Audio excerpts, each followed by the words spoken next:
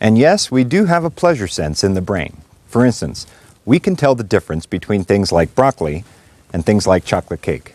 And why do we have a pleasure sense? Because we have to be able to tell the difference between things like broccoli and chocolate cake. If we're starving to death and someone brings us a truckload of broccoli, well, we have to know that's not going to do it. Broccoli will not save your life from starvation.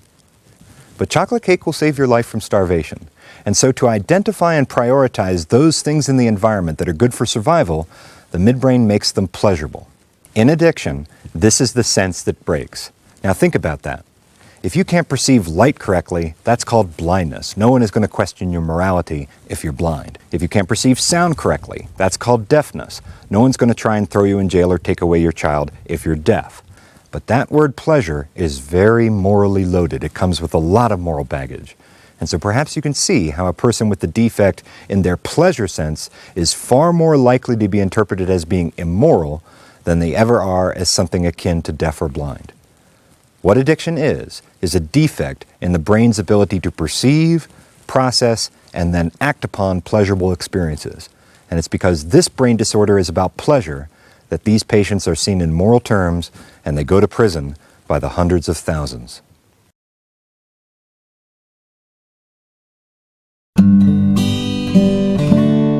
How does the brain create a pleasurable experience?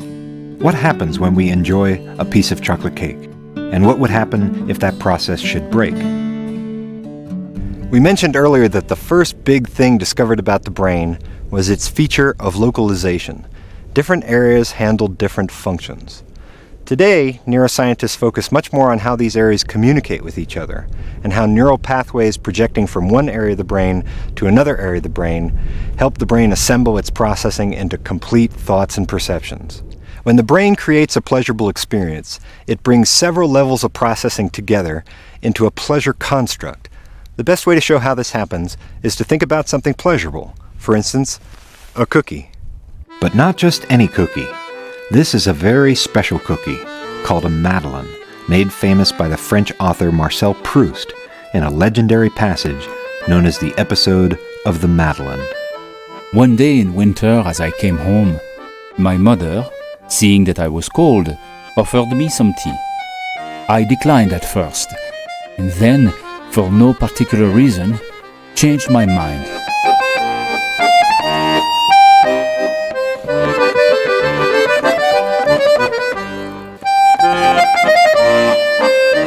She had sent out for one of those short, plump little cakes called Petite Madeleine, which look as though they had been molded in the fluted scallop of a shell. I raised to my lips a morsel of the cake which I had soaked in a spoonful of the tea. No sooner had the warm liquid and the crumbs touched my palate than a shudder ran through my whole body. An exquisite pleasure had invaded my senses.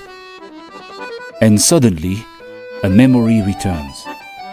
The taste was that of the little crumb of Madeleine which my Aunt Léonie used to give me on Sunday mornings at Combray, dipping it first in her own cup of lime flower tea.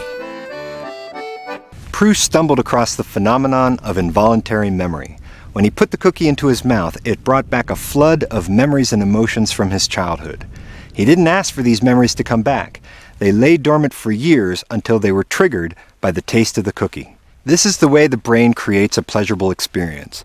It brings rewards, smells, taste, places, memories, and even emotions together into a single sensation.